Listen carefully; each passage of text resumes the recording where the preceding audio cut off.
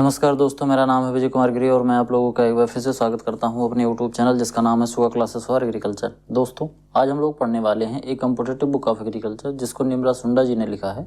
आज हम लोग इसका 140वां लेक्चर पढ़ने वाले हैं, जिसमें आज हम लोग पढ़ेंगे पैथोलॉजी के बारे में। और पैथोलॉजी में हम पढ़ने वाले हैं diseases of sugarcane, potato and sesame. बोले तो तिल के बारे में, तिल में कौन कौन सी डिजीज़ लगती है, आलू में कौन कौन सी डिजीज़ लगती है, और इसके साथ साथ हम पढ़ेंगे कि गन्ने में कौन कौन सी डिजीज़ लगती है, कौन कौन सी डिजीज़ किस फसल में लगती है। इसके साथ साथ हम ये भी समझेंगे कि इसका मैनेजमेंट किस तरीके से करते हैं, और ये डिजीज़ जब आता है तो इसका सिम्टम किस तरीके से होता है, किस तरीके का सिम्टम ये प्रोड्यूस करता है अफेक्टेड प्लांट्स में। इन सभी चीज़ों के बारे में डिटेल में स्टडी करने वाले हैं। तो चलिए शुरू करते हैं।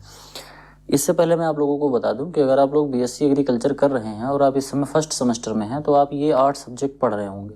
अगर आप चाहते हैं कि ये 8 सब्जेक्ट आपको डिटेल में पढ़ने को मिल जाए तो आप मात्र 500 रुपये पे करके ये 8 सब्जेक्ट आप डिटेल में पढ़ सकते हैं। उसके लिए क्या करना है कि आपको 500 रुपये इस QR कोड पर स्कैन करके पे करने हैं और पेमेंट का स्क्रीनशॉट मुझ तक भेजना है। भेजना कैसे है? टेलीग्राम पर जाएंगे और आप सर्च करेंगे @विजय कुमार गिरी 945। इस तरीके से जैसे लिखा हुआ है एग्जैक्ट ऐसे लिख के आपको सर्च करना है। जब आप उस पर सर्च करेंगे तो वहाँ पर आप अपना स्क्रीनशॉट डाल दीजिएगा और इसके साथ साथ जिस नंबर से आप टेलीग्राम चलाते हैं वो नंबर डाल दीजिएगा। इसके बाद आपको जो सिलेबस है वो आपको प्रोवाइड करा दिया जाएगा। चलिए आगे बढ़ते हैं, टॉपिक पर आते हैं, देखते हैं। सबसे पहले है शुगर। शुगर में कौन कौन सी डिजीज़ लगती है? तो शुगर में जो सबसे इम्पॉर्टेंट डिजीज़ लगती है वो लगती है रेड रॉट, जिसका साइंटिफिक नेम जो होता है, रेड रॉट का जो कॉजल ऑर्गेनिज्म होता है उसका जो साइंटिफिक नेम है वो है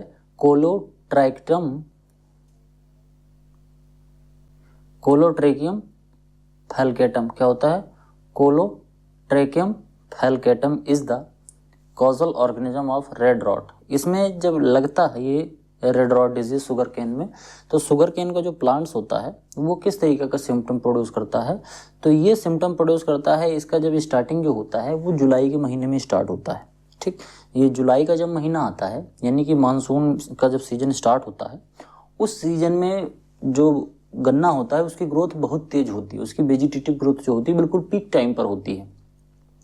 उसी समय इसका इन्फेक्शन होता है क्योंकि धीरे धीरे उसमें जो गन्ना है नोड और इंटरनोड ढेर सारे बनने लगते हैं। कहने का मतलब यह है कि गन्ने की हाइट बढ़ने लगती है।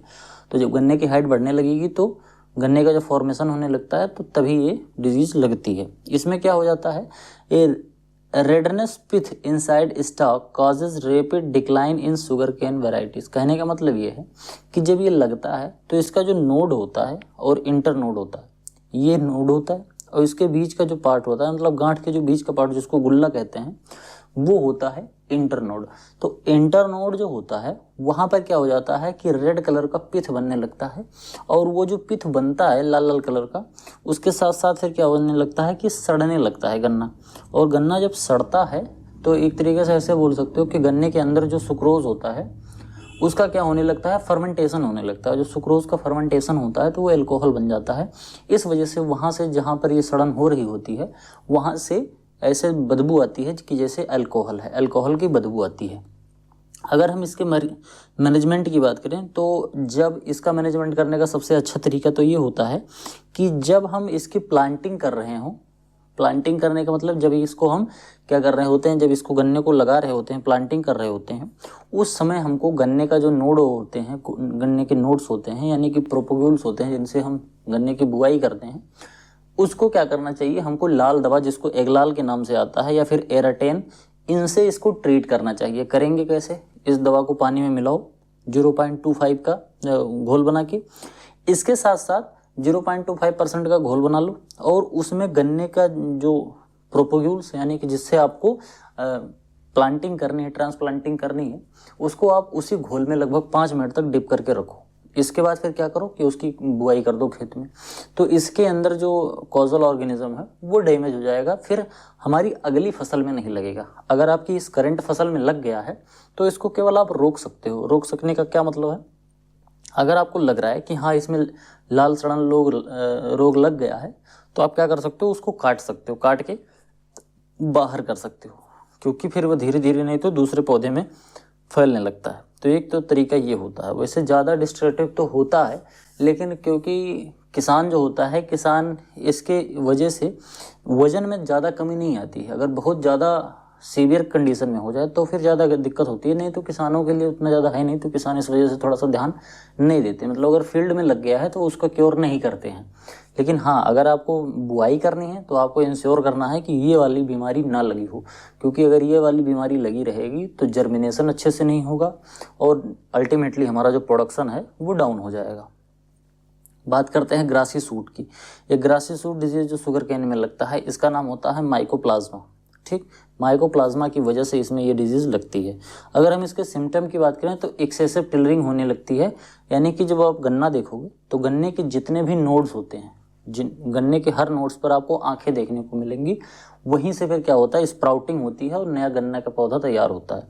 तो जब ये बीमारी लग जाती है ग्रासी सूट, तो इसमें क्या होता है कि गन्ने के जितने नोड्स होते हैं उसमें प्रीमेच्योर डोरमेंसी ब्रेक हो जाता है। प्रीमेच्योर डोरमेंसी का ब्रेक का मतलब कि गन्ना खेत में लगा रहेगा, उससे पहले पहले ही गन्ने की जितनी आंखें हैं सब में से पत्तियां निकलने लगेंगी।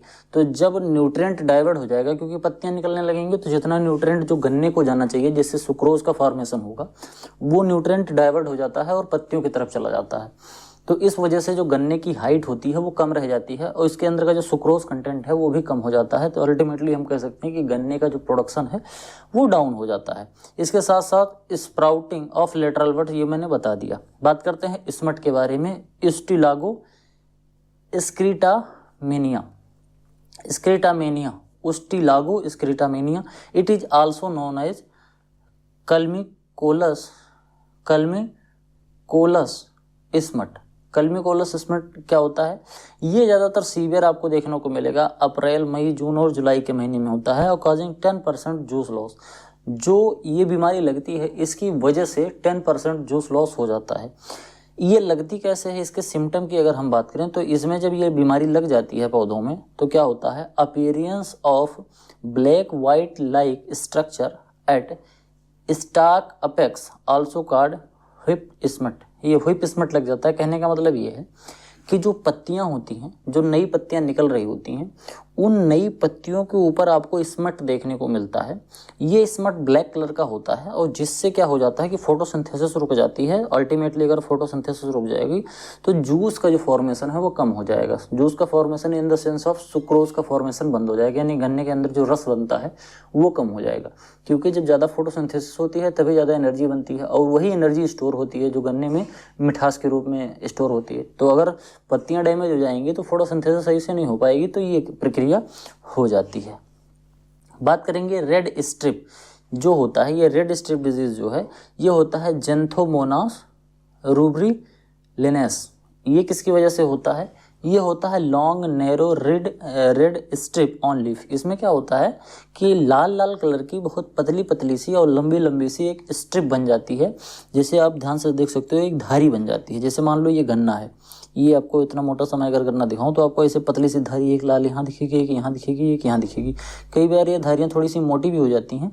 इस तरीके की आपको ये धारियाँ देखने को मिलती हैं, ये ऊपर ऊपर से देखने को मिलती हैं। अगर आप ध्यान से देखोगे तो आप जैसे यहाँ पर देख पा रहे होंगे कि इस तरीके से धारियाँ इसमें लाल लाल बनी होती हैं।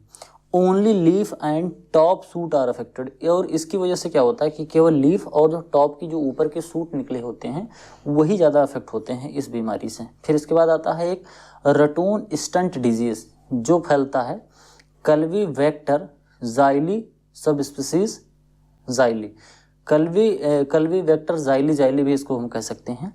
More severe on ratoon crop than planted crop. देखो ध्यान से समझना, दो चीज़ें होती हैं, एक तो प्लांटेड क्रॉप होती है, एक रटून क्रॉपिंग होती है।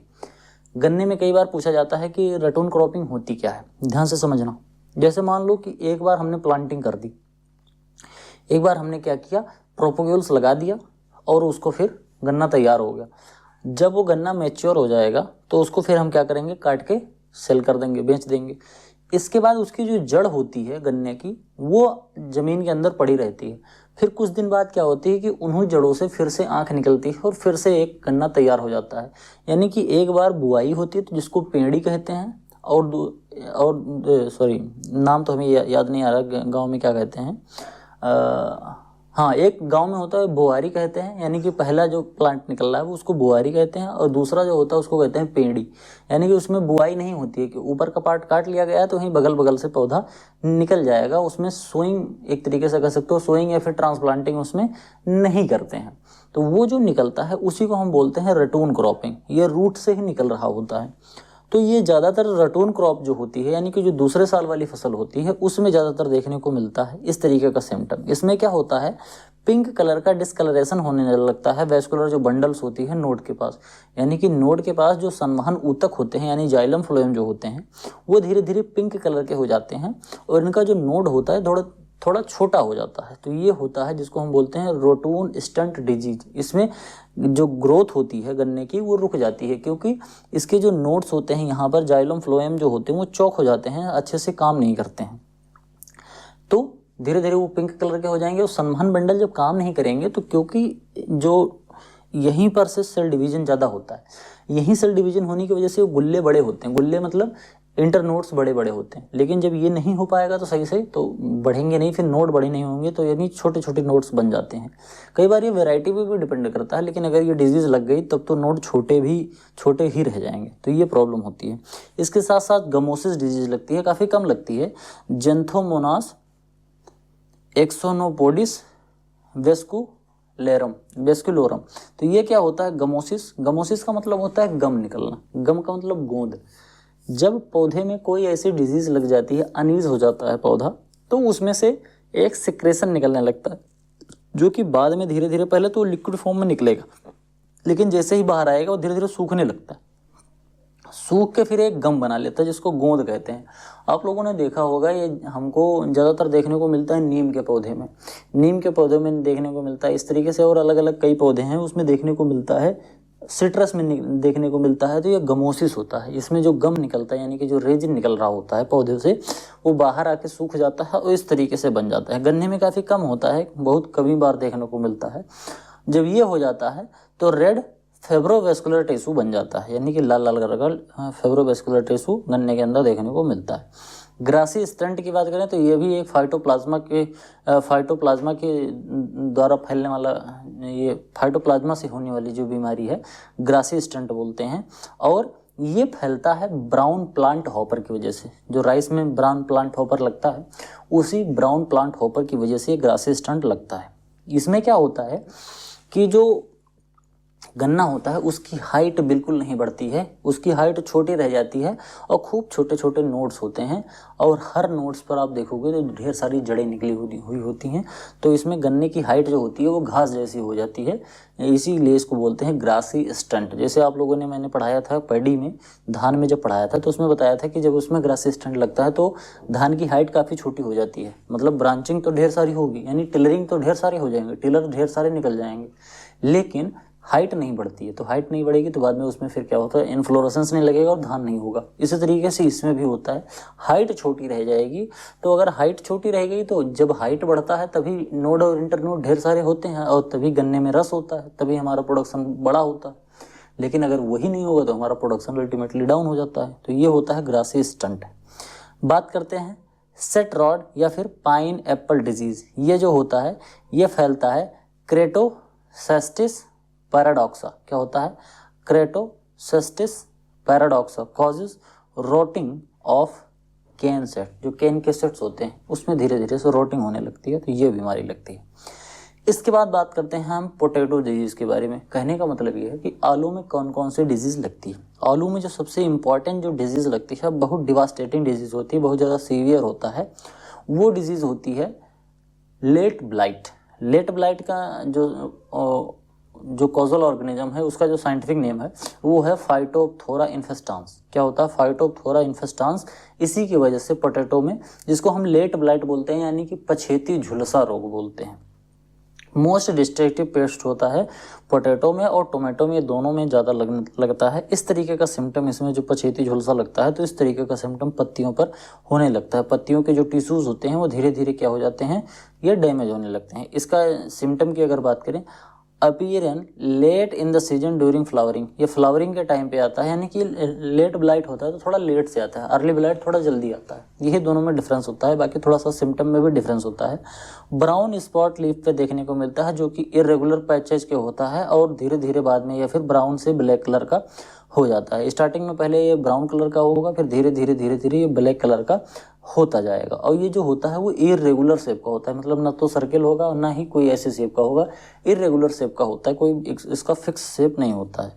Entire vegetative parts killed the in favourable condition, अगर बहुत फेवरेबल कंडीशन इसको मिल गया लेट ब्लाइट को, तो पूरा जो वेजिटेटिव पार्ट होता है सबसे पहले तो पत्तियों पर आएगा, फिर धीरे धीरे जो स्टेम होती है, स्टेम तो नहीं होता, मतलब वो ऐसे समझो जो पत्तियों पे लगा होता है, जो ऊपर जो हम देखते हैं वो स्टेम होता है, उस पे लग जाता है। फिर धीरे धीरे जो पूरा वेजिटेटिव पार्ट होता है पोटैटो को, वो पूरा डैमेज कर जाता है। अगर हम इसका मैनेजमेंट की बात करें तो इसको मैनेज करने के लिए सबसे पहले हमको क्या करना चाहिए, फोलियर एप्लीकेशन ऑफ कॉपर ऑक्सीक्लोराइड, इसमें फोलियर स्प्रे कर सकते हैं कॉपर ऑक्सीक्लोराइड का at the rate of 1.5 kilogram per hectare, यानी कि 1.5 किलोग्राम ले लो कॉपर ऑक्सीक्लोराइड और इसको फिर छिड़काव कर दो 1 हेक्टेयर खेत में।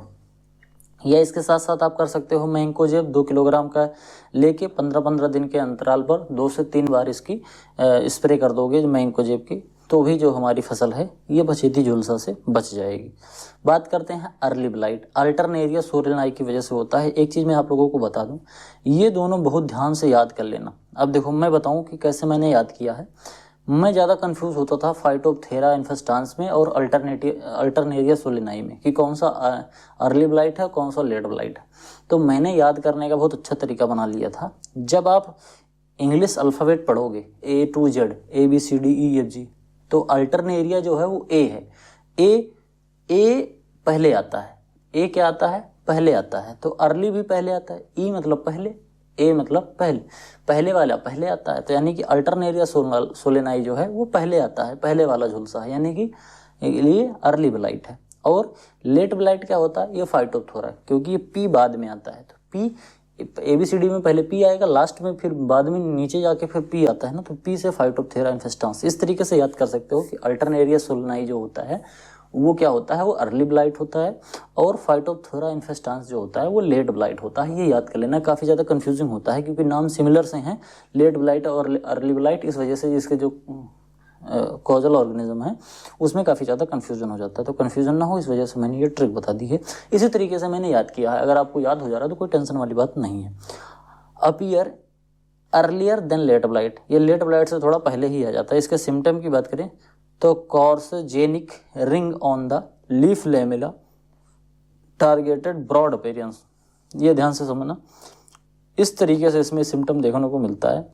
सबसे पहले तो ये ब्लैक कलर का होगा, फिर धीरे धीरे वो ब्लैक कलर धीरे धीरे वाइटिश कलर में बदल जाएगा, यानी कि पत्तियां सेमी ट्रांसपेरेंट टाइप की होने लगती हैं।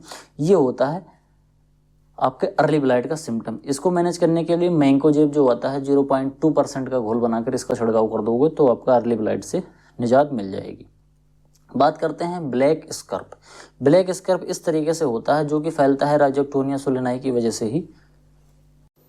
और अगर हम इसके सिम्टम की बात करें तो ब्लैक इन सर्कुलेशन ऑन ट्यूबस, यानी कि इसके जो ट्यूबर होते हैं, आलू का जो ट्यूबर होता है उसमें ब्लैक इंसर्टेशंस होने लगता है। बात समझते हैं ये किस तरीके से होता है। आप ऐसे देखोगे जब इसको आलू को जिसमें ब्लैक स्कर्फ लगा होगा, तो जब आप इसको छीलोगे तो अंदर बिल्कुल आपको आलू सही मिलेगा अगर सीवियर कंडीशन में नहीं है। लेकिन जब आप बाहर से देखोगे तो बाहर से ऐसा लगेगा कि किसी ने कोई ब्लैक कलर की चीज़ इस पर चिपका दी है। ठीक, ऐसे लगेगा जैसे इस पर किसी ने ब्लैक कलर की कोई चीज़ चिपका दी है। इसको जब आप हाथ से आप कायदे से रगड़ोगे तो ये छूट जाएगा और एक पतला सा धब्बा छोड़ जाता है, वो काला काला धब्बा रह जाता है। अगर आप इसको हाथ से रगड़ोगे इसके छिलके को तो ऊपर जो स्कर्फ लगा है ये थोड़ा सा ऐसे खुरदुरा सा होता है, वो छूट जाता है आराम से, लेकिन थोड़ा सा स्पॉट अंदर बना रहता है। लेकिन इसको आप जब छीलोगे तो छीलने पे आपको अंदर बिल्कुल आलू सेफ मिलता है। Growing tip of tuber sprouts killed, इसमें क्या होता है कि जब ये लगा होता है तो जब स्प्राउटिंग होने लगती है, जैसे खाने में तो कोई दिक्कत नहीं, छिलका निकाल लो और फिर खा लो, लेकिन जब इसकी हम सोइंग करने लगते हैं, ट्रांसप्लांटिंग में इसको यूज करते हैं, तो उस समय क्या होता है कि जैसे मान लो कि यहाँ पर एक कोई आँख है, यहाँ से आँख निकली तो इसके अगल बगल में जो ये ब्लैक स्कर्फ के पॉस्चूल्स होते हैं ये क्या कर देंगे, उसको डैमेज कर देंगे तो जो हमारी आँख निकलती है यानी कि स्प्राउट जो निकल रहे होते हैं वो इनिशियल स्टेज में ही किल हो जाते हैं, तो स्प्राउटिंग सही से हो नहीं पाती है। तो ये बुआई के लिए अच्छा नहीं माना जाता है आलू। वर्ट डिजीज़ लगती है, ये डिजीज़ बहुत बेकार सी डिजीज़ होती है, आलू बिल्कुल ख़राब हो जाता है। सेंक्टेरियम एंडोबायोटिकम क्या होता है? सेंक्टेरियम एंडोबायोटिकम होती है। इसके सिम्टम की अगर हम बात करें तो ट्यूमर और wart on tuber stem and stone. Tumour में लगता है, स्टोन में लगता है, ट्यूबर में, स्टोन में और इसके साथ साथ स्टेम में देखने को मिलता है ये वर्ट डिजीज। इसमें क्या होता है, आपको ऐसा लगेगा जैसे ट्यूमर होता है आदमी में, जब ट्यूमर बनता है तो एक अलग से अंग बन जाता है, अलग से अंग नहीं बोल सकते हो, एक अलग से टिश्यू डेवलप हो जाते हैं। उसी तरीके से इसमें भी जब लगता है तो इसे ऊपर आप देख रहे हो, ये ऊपर से ऐसे ढेर सारे टिश्यूज डेवलप हो गए हैं जो बहुत ही खुरदुरे से होते हैं और ऐसे लगता है कि जैसे किसी ने इसके ऊपर ऐसे चिपका दिया, लेकिन चिपके नहीं होते हैं, ये सेल डिवीजन ही होगा, मतलब बिल्कुल अंदर ही इसके पार्ट का होता है जो कि बाद में वो निकल जाता है। जैसे आदमी में जब ट्यूमर होता है तो उस तरीके से जैसा होता है, ठीक उसी तरीके से इसमें भी देखने को मिल जाता है। इसके बाद आता है ब्लैक हार्ट। ब्लैक हार्ट जो होता है ये ज़्यादातर स्टोरेज कंडीशन में लगता है। स्टोरेज कंडीशन मतलब आलू को जब हम कोल्ड स्टोरेज में स्टोर करके रखते हैं तो वहाँ पर क्या हो जाता है, कई बार क्योंकि बंद चैम्बर होता है तो कई बार क्या होता है कि वहाँ पर ऑक्सीजन की कमी हो जाती है। तो जब ऑक्सीजन की कमी हो जाएगी चैम्बर के अंदर तो जो आलू होता है वो अंदर से ऐसे ब्लैक कलर का हो जाता है, जिसको कहते हैं ब्लैक हार्ट। इसमें बाहर से आलू आपको बिल्कुल अच्छा दिखेगा, बाहर से आप कोई अंदाज़ा नहीं लगा पाओगे कि अंदर आलू ख़राब हो चुका है, लेकिन जब आप अंदर देखोगे तो अंदर के जो टिश्यूज़ हैं वो धीरे धीरे ब्लैक कलर के हो जाते हैं, क्योंकि यहाँ के टिश्यूज़ को ऑक्सीजन नहीं मिलता, जिसकी वजह से वो रेस्पिरेशन नहीं कर पाते हैं, तो इस वजह से ये हो जाते हैं इस तरीके से। इसके बाद आता है स्केब। ये फिर surface of tuber become scabbed disease भी लगती है आलू में, तो इस तरीके का होता है। फिर आपका जो अगली फसल है वो है सिसमम, जिसको हम बोलते हैं सीसम। इसमें कौन सी डिजीज़ लगती है? सीसम का मतलब होता है तिल, ठीक। तिल में लगते हैं फाइलोडी डिजीज़। फाइलोडी जो डिजीज़ होती है वो लगता है माइकोप्लाज्मा की वजह से होने वाला डिजीज़ है फाइलोडी, जो कि ट्रांसमिट होता है ये लीफ हॉपर की वजह से। आप लोगों से एक क्वेश्चन पूछ रहा हूँ मैं कि तिल बताओ कि कौन सी फसल है, ये रबी की फसल है या खरीफ की फसल है? आपको देना है इसका जवाब कमेंट बॉक्स में। क्वेश्चन क्या है, सीसम खरीफ की फसल है या रबी की फसल है? तिल खरीफ सीजन में उगाया जाता है या रबी सीजन में उगाया जाता है? इसके सिम्टम की बात करें तो green leafy floral parts, profuse branching. ध्यान से समझना, जब ये पोलोडी डिजीज लगता है तिल में तो क्या हो जाता है कि एक तो प्रोफ्यूज ब्रांचिंग हो जाती है, जो तिल होता है उसमें ढेर सारी ब्रांचेस निकल जाती हैं। सबसे पहली प्रॉब्लम तो ये हो जाती है, आवश्यकता से ज़्यादा ब्रांचेस निकल जाएगी तो न्यूट्रिएंट हर जगह डाइवर्ट हो जाएगा। इसके साथ साथ जहाँ पर इन्फ्लोरोसेंस निकलना चाहिए, यानी कि जहाँ पर इसमें इन्फ्लोरोसेंस निकल के फ्लावरिंग होके और वहाँ पर तिल बनना चाहिए, वहाँ पर ये चीज़ नहीं हो पाती और वहाँ पर पतले पतले लीफी फ्लोरल पार्ट इसके जो होते हैं, जो फ्लोरल पार्ट होते हैं वो ग्रीन लीफी टाइप में कन्वर्ट हो जाती है। यानी कि जहाँ पर आपको फ्लावर निकलना था वहाँ ऐसे पतले पतली पत्तियाँ और ढेर सारी पत्तियाँ निकल जाती हैं। इसका सिम्टम कुछ ऐसा ही होता है जैसे मैंगो माल फॉर्मेशन में आपको देखने को मिलता है, जो वेजिटेटिव माल फॉर्मेशन होता है मैंगो में, उसी तरीके का सिम्टम ये भी प्रोड्यूस करने लगता है लगभग। अगर हम इसके मैनेजमेंट की बात करें तो इसमें Metasystox at the rate of 1 ml पर लीटर ऑफ वाटर, 1 ml पर लीटर ऑफ वाटर में मेटासिस्टॉक्स डाल के और इसको खेत में छिड़क देंगे। अगर हमने 100 लीटर पानी ले रखा है तो 100 लीटर पानी में 100 ml डाल देंगे और उसके बाद अपने खेत में छिड़काव कर देंगे, तो इससे हमें सुरक्षा मिल सकती है हमारी फसलों को। तो आज की वीडियो में केवल इतना ही। आई होप आपको वीडियो पसंद आया होगा। वीडियो पसंद आया हो तो वीडियो को लाइक करें, चैनल पर पहली बार आए तो चैनल को सब्सक्राइब करें, अपने दोस्तों के साथ चैनल को शेयर करें। आपके जो भी सुझाव हैं कमेंट बॉक्स में जरूर लिखें। मिलते हैं किसी दूसरी वीडियो में, तब तक के लिए इजाज़त दीजिए। धन्यवाद।